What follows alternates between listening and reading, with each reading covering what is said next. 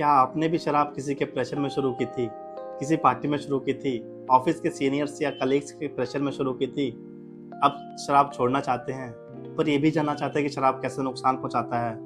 यार मैं शराब पीता हूँ तो सुबह हैंगओवर क्यों होता है, ये जानना चाहते हैं। शराब हमारी बॉडी को कैसे अफेक्ट करता है, या ये जानना चाहते हैं कि शराब पीने से हमारी बॉडी में एक्चुअली होता क्या है। क्या शराब से आप परेशान होके घर में प्रॉब्लम्स की वजह से, फैमिली इश्यूज की वजह से आप भी चाहते हैं कि मैं शराब छोड़ूं? आइए इन सब बातों पे बात करेंगे। और सबसे इम्पोर्टेंट, कितनी शराब नॉर्मल है, कितनी शराब पी सकते हैं, कितनी शराब पी के गाड़ी चला सकते हैं, कितनी शराब पी के हमें कोई नुकसान नहीं होगा। आइए इन सब बातों पे आज बात करेंगे। बहुत बहुत धन्यवाद। नमस्कार, गुड इवनिंग सभी को। आप लोग बहुत ज़्यादा प्यार दे रहे हैं हमारे चैनल को, और मेरा पर्पस सिर्फ यही है कि आपको हेल्थ के लिए जागरूक किया जाए, दूसरा कोई पर्पस नहीं है। तो आप लोग को जो भी हेल्थ रिलेटेड बीमारियां आपको अच्छी लगती हैं, कंटेंट हमारा समझ में आता है, हमारी दी हुई इन्फॉर्मेशन आपको हल्की से भी अगर आपके जीवन में आपके दोस्तों, रिश्तेदारों, किसी को भी अच्छी लगती है, या वो किसी इस बीमारी से ग्रसित हैं, तो प्लीज़ उनको शेयर कीजिए। ये छोटा सा इन्फॉर्मेशन क्या पता उनकी लाइफ में चेंजेस ला सकता होगा। हेलो, नमस्ते सर। सर आज हम आपसे अल्कोहल शराब पे कुछ बात करना चाहते हैं, क्योंकि सर शराब जो लोग पीते हैं उनके बारे में सर कितना क्या लिमिट होना चाहिए, क्या उसके प्रिकॉशन होने चाहिए, उसके बॉडी पे क्या इफेक्ट पड़ते हैं सर, उसके बारे में कुछ बताइए सर, क्योंकि ऑडियंस को इससे ज़्यादा। लोगों ने बहुत अच्छा टॉपिक चूज़ किया है आज। अल्कोहल एक सच में एक सोशल एविल बन के निकला है मेरे ख्याल से। बहुत लोग सोशलाइज होने के लिए अल्कोहल का यूज़ करते हैं, शराब पीते हैं। और डब्ल्यूएचओ ने जो अपना कार्सिनोजन का लिस्ट बनाया है, उसमें अल्कोहल को नंबर 1 पे रखा है। मतलब अल्कोहल से ज़्यादा कार्सिनोजन, कार्सिनोजन क्या होते हैं? कैंसर कॉजिंग ड्रग्स, मतलब कैंसर करने वाले ड्रग्स जो होते हैं, उनमें अल्कोहल को नंबर 1 पे रखा है। तो अल्कोहल कितना खतरनाक है, ये वर्ल्ड हेल्थ ऑर्गेनाइजेशन डब्ल्यूएचओ भी मानता है। दूसरा ये है कि अल्कोहल एक स्लो पॉइजन है, आपकी बॉडी को धीरे धीरे वो अफेक्ट करेगा और एक ऐसे स्टेज पे ला देगा कि उसके बाद वो चीजें जो बदली हैं, जो बीमारियां हुई हैं, वो शायद रिवर्सिबल भी ना हो, मतलब उसको हम लोग ठीक भी ना कर पाए। इतने धीरे धीरे ये बॉडी को अफेक्ट करता है। आज हम लोग शराब के बारे में जानेंगे, क्या करता है, कैसे करता है, बॉडी पे क्या अफेक्ट करता है, उसके क्या कॉम्प्लिकेशन होते हैं। आज सबसे पहले स्टार्टिंग हम शराब पीने के बाद जो हैंगओवर्स होते हैं सर, उस पर बात करते हैं सर, उसके बारे में कुछ बताइए। हाँ, ये मेरे बहुत सारे पेशेंट्स हैं, नोन हैं, फ्रेंड्स हैं, सब कोई इस चीज़ को लेके बहुत पूछता है कि मैं शराब पीता हूँ तो उसके बाद मुझे हैंगओवर के सिम्पटम्स आते हैं। अच्छा, हैंगओवर में होता क्या है? एक्चुअली होता क्या है? तो डिज़ीनेस होता है ना? मतलब चक्कर आते हैं, नौसिया लगता है, मतलब लगता है उल्टी होने वाली है, कभी-कभी उल्टी होती है, पेट में दर्द होगा, एंग्ज़ायटी होगी, घबराहट जैसा फ़ील होगा, बॉडी पूरा पेन करेगा। तो ये सब चीज़ें ना हैंगओवर में बड़ा कॉमन है। ये होता क्यों है? तो 2 कारण, बहुत सारे कारण हैं, पर 2 कारण इसके हैं। एक, आपको डिहाइड्रेशन की वजह से होता है ये, और दूसरा हमारे जो बॉडी में इलेक्ट्रोलाइट, सोडियम, पोटेशियम, कैल्शियम, इन सब की कमी की वजह से ये जो हैंगओवर के सिम्पटम्स होते हैं वो आता है। कई-कई बार बॉडी में एसिटाल्डिहाइड, एक अल्कोहल का जब हमारी बॉडी में पचता है जब शराब, तो वो एक दूसरे कंपाउंड में बदलता है, दूसरे केमिकल में बदलता है, उसको एसिटाल्डिहाइड कहते हैं। उसकी वजह से भी ये होता है कि भाई होता है, कैसे होता है ये जान लिए, तो कैसे इसको ठीक कर सकते हैं? ठीक करने का तो रीज़न यही यार, आप अल्कोहल मत पियो। तो मैं अभी एक अल्कोहल का बताता हूँ आपको कि बेसिक अल्कोहल शराब जो है वो हमारी बॉडी में करता क्या है। तो देखो, अल्कोहल एक सिंपल, एक ब्रेन को डिप्रेस करने वाला, ब्रेन के फंक्शन को, दिमाग के फंक्शन को कम करने वाला एक केमिकल है, ऐसे आप मान के चलो। कम क्यों करता है, जिसको ज़्यादा नॉलेज जाननी है क्यों करता है, तो मैं एक 30 सेकंड में आपको समझाता हूँ। हमारी बॉडी में 2 केमिकल्स होते हैं, एक होता है गाबा और एक होता है ग्लूटामेट। गाबा हमारी बॉडी को डिप्रेस करता है, ग्लूटामेट हमारी बॉडी को, ब्रेन को एलिवेट करता है। मतलब गाबा की वजह से हमें लिथार्जी होगी, कमजोरी होगी, हमारे सेंसेस कम होंगे, हमारे हम मेमोरी कम होगी हमारी, हम चीजों को भूलेंगे। और ग्लूटामेट की वजह से सारा चीजें अपोजिट होगा, हम ज्यादा एक्साइटेड रहेंगे, हमारा कॉन्शियस लेवल ठीक होगा, हम ध्यान अच्छे से देंगे, ये सब चीजें होती हैं। तो अल्कोहल, शराब क्या करता है कि गाबा को बढ़ा देता है, मतलब गाबा जो सिक्रेशन जो कि हमारे दिमाग को डिप्रेस कर रहा है, उसको बढ़ा देता है। और ग्लूटामेट जो है उसको कम कर देता है, कम करना मतलब इनहिबिट कर देता है, उसको काम नहीं करने देता है। तो जितने हम लोग यूफोरिया के सिम्टम्स जो देखते हैं हम लोग, कि भाई मजा आ रहा है, चीजें याद नहीं रह रही हैं, अच्छा फील हो रहा है ना, बॉडी थोड़ी स्लो हो रही है, अच्छा अच्छा अच्छा पॉजिटिव पॉजिटिव फीलिंग आ रही है, ज्यादा टेंशन नहीं हो रही, ये चीजें अल्कोहल जो है, शराब जो है, वो गाबा को बढ़ाने की वजह से कर रहा है, और ग्लूटामेट को बंद करने की वजह से। ग्लूटामेट बंद हो रहा है तो हमारा कॉन्शियस लेवल कम हो गया है, हमारी चीजें कम याद रह रही है उस टाइम के लिए, एक यूफोरिया का सिम्टम आ रहा है। तो ये कॉज है कि, ये कारण है जो अल्कोहल हमारी ब्रेन में जो इम्पैक्ट करता है उसका। दूसरा क्या है कि अल्कोहल जब हम लोग शराब पीते हैं ना, तो आप लोग किसी भी नए शराबी से पूछेगा जिन्होंने स्टार्ट करी हो, तो 1 बार, 2 बार, 3 बार, 5 बार, 10 बार तक ना उसको अच्छा फील होता है, उतने ही डोज में जितना लेता है वो। लेकिन धीरे-धीरे की क्वांटिटी बढ़ती जाती है। ऐसा क्यों होता है कि हमारे दिमाग में जो शराब है उसके लिए भी रिसेप्टर्स हैं। मतलब एक गेट है जहाँ पे अल्कोहल जाके अपना एक्शन करता है, शराब अपना एक्शन करता है। अब वो गेट क्या है ना कि पहले थोड़े से इससे खुल जाते थे, अब ज्यादा उसको शराब मांग रहा है वो खोलने के लिए। कैसे हमें होता है कि हम कोई डिश, कोई खाना कुछ भी खाते हैं तो कभी कभार खाते तो हमें बड़ा मजा आता है, पर वो डेली डेली खाने लग जाएंगे तो हमें मजा आना कम हो जाता है। वैसे ही रिसेप्टर्स के साथ है, जो दिमाग में हमारे रिसेप्टर्स हैं शराब के लिए, वो जब थोड़े अमाउंट में लेते हैं शुरू शुरू में, क्योंकि हमें कभी अल्कोहल नहीं लिया रहता, और थोड़े अमाउंट में लेने के बाद वो ज्यादा एक्ट करते हैं, अपना 100% पावर के साथ एक्ट करते हैं। लेकिन जब ये कम हो जाता है तो वो ज्यादा डोज मांगते हैं, बराबर बराबर शराब पी तो और ज्यादा। इसीलिए आप देखते हो कि शराबी जब शुरू करता है, एक शराब पीने वाला व्यक्ति, तो वो 30 ml, 50 ml, 60 ml, 1 या 2 पैक से शुरू करता है। बाद में जाते जाते वो 100 ml होता है, फिर क्वार्टर होता है, फिर हाफ होता है, फिर ये बढ़ते जाता है। तो ये इफेक्ट करता है अल्कोहल हमारी बॉडी पे। जी तो सर इसके ऑर्गन्स पे भी कुछ इफेक्ट होंगे, बॉडी के जो ऑर्गन्स हैं, इसके बारे में भी सर बताइए। बिल्कुल बिल्कुल। ए अल्कोहल एक सिस्टमिक पॉइजन है, मतलब हमारी हर शराब जो हमारे हर बॉडी के पार्ट्स को वो इफेक्ट कर सकता है। शुरू करते हैं ऊपर से, दिमाग से। अच्छा, ये दिमाग से शुरू करने से पहले ये क्या है कि हमारी बॉडी में एक विटामिन होता है, विटामिन B1, थियामिन। ये उसको भी कम करता है, और इसका इफेक्ट हमारे कौन दिमाग पे बहुत गंदा होता है, बहुत बुरा इफेक्ट करता है ये। तो दिमाग में क्या करता है, जैसे मैंने पहले बताया कि हमारी गाबा को बढ़ाता है ये, तो वही सब दिमाग डिप्रेस होगा अल्कोहल की वजह से, है ना। लोग रिलैक्स फील करेंगे, यूफोरिया फील करेंगे।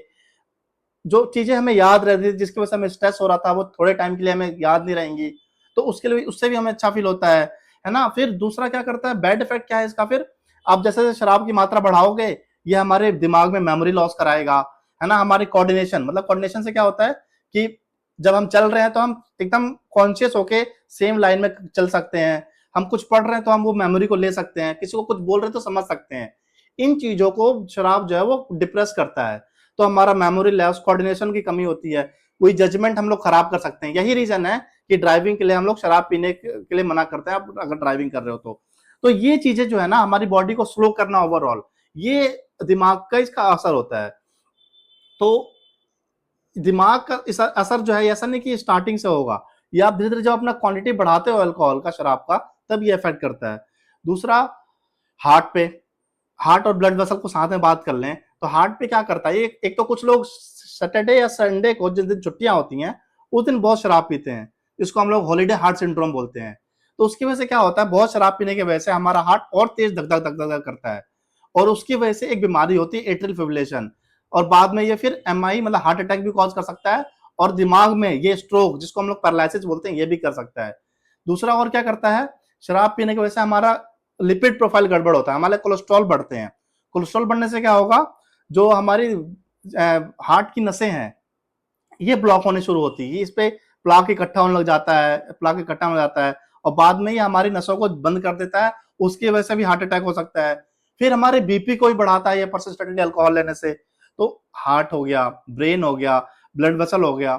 चौथी बात करते हैं पेंक्रियाज की। हमारी बॉडी में एक ऑर्गन होता है पेट में, ये पेंक्रियाज क्या करता है, डाइजेस्ट, जब हम खाना खाते हैं तो डाइजेशन के लिए कुछ केमिकल्स की जरूरत होती है, उसको सिक्रेट करता है। और ये अल्कोहल बहुत गंदा इफेक्ट करता है हमारी पेंक्रियाज पे। एक बीमारी होती है एक्यूट पेंक्रेटाइटिस। इसमें क्या होता है कि दारू जो लोग बराबर पीते हैं उनको एकदम से बहुत सीवियर पेंक्रियाज का इन्फ्लामेशन होता है, और बहुत ज्यादा तेज पेट में दर्द होता है, उनका लिवर एंजाइम खराब होते हैं, उनका पेंक्रियाज, जो हम लोग, बहुत लोग जो शराब पीते हैं वो लोग कराते होंगे जांच, सीरम अमाइलेज और सीरम लाइपेज की, वो बहुत ज्यादा बढ़ा रहता है। इसको एक्यूटली मेडिकल मैनेजमेंट करना पड़ता है। इसकी कॉम्प्लिकेशन तो इतनी खराब है कि कई बार पेंक्रियाज में पस भर जाता है, पेंक्रियाज काट के निकालना पड़ता है कुछ पार्ट उसका, इतनी ज्यादा कॉम्प्लिकेशंस होती हैं। और बात करो लिवर की, बात करो, लिवर तो हर कोई जानता होगा कि अल्कोहल की वजह से लिवर खराब होता है। क्यों क्यों होता है, क्योंकि अल्कोहल सबसे पहले जब अब्जॉर्प्शन होता है तो जाके लिवर पे ऐड करता है। लिवर का काम क्या होता है, हम लोग जो भी गंदगी शरीर में ले रहे हैं उसको बाहर निकालने का। और अल्कोहल क्या करता है, शराब क्या करता है, लिवर के जो सेल्स है ना उनको ही मारना शुरू कर देता है। तो लंबे टाइम तक जब आप शराब पी रहे हैं तो हमारे लिवर के सेल मर रहे हैं। लिवर के सेल मरने से क्या दिक्कत हो रही है, जो भी हम गंदगी, टॉक्सिक केमिकल्स ले रहे हैं बॉडी में, वो निकल नहीं पाएंगे। और फिर अल्कोहल जो नॉर्मल व्यक्ति में कम इफेक्ट करता होगा, वो अब अल्कोहल उसी लेवल, उसी मात्रा में पीने के बाद, क्योंकि लिवर काम नहीं कर रहा है, और ज्यादा केमिकल और ज्यादा टॉक्सिक रूप ले लेता है, इन्फेक्शन के लिए प्रीडिस्पोज होते हैं। तो ये सारे लगभग बॉडी को अफेक्ट करता है। इसमें मैं एक और चीज ऐड करना चाहूंगा। मेरे को एक अभी 3 दिन पहले मेरा एक पेशेंट मेरे को आईसीयू में मिला था। उसको क्या हुआ कि उसको दौरे आने लग गए, सीजर जिसको बोलते हैं, सीजर दौरे आने लग जाए, और वो एकदम बेहोश हो गया। पेशेंट से जब हिस्ट्री लिया मैंने, उनके अटेंडेंट से, उनकी वाइफ से, तो उन्होंने बताया कि ये बहुत दारू पीते थे और 3-4 दिन से इनको कुछ बुखार या ऐसा कुछ हो रहा था, तो उन्होंने दारू लेना एकदम बंद कर दिया। तो इसी बीमारी को बोलते हैं डिलीरियम ट्रेमेंस। जो लोग लगातार दारू पीते हैं और एकदम से बंद करते हैं, तो क्या होता है, जैसे मैंने गाबा और ग्लूटामेट का बताया था कि गाबा हमको जो हमारा शराब है वो बढ़ाता है और ग्लूटामेट को बंद करता है। अब जिसने शराब लेना बंद किया, तो इतने दिन से जो ग्लूटामेट हमारा एक्शन नहीं कर पा रहा था, अब बहुत ज्यादा एक्शन करेगा। और वो क्या करेगा कि हमारे बॉडी को, हमारे ब्रेन को बहुत ज्यादा एक्शन में ला देगा, बहुत ज्यादा स्टिमुलेट करेगा, और इसकी वजह से हाइपर एक्टिविटी होगी, सीजर्स आएंगे, एंशियस होगा इंसान, और ज्यादा घबराहट होगी, हार्ट रेट बढ़ जाएगा, एकदम एजिटेटेड रहेगा, गुस्से में रहेगा, और कई कई बार तो लॉस ऑफ कॉन्शियसनेस हो जाता है, कोमा में जा सकता है जो पेशेंट है। तो एकदम से अल्कोहल, दारू, शराब लेना बंद नहीं करना है। बात करते हैं कि किसी कोई ले रहा है, कंटिन्यू दारू पी रहा है, तो उसको कितना दारू लेना चाहिए, किस आदमी को दारू ज्यादा नहीं पीना चाहिए, कितना हार्मफुल है ये तो सर आपने बता ही दिया। तो इसके बारे में इसकी लिमिटेशन क्या है, इसकी बताइए सर। कितना बताऊं लोगों को खुश करने के लिए? 30, 60, 100, 120? मेरी मानिएगा तो 0। शराब का नॉर्मल सेवन कितना करना चाहिए, उसकी लिमिट है 0।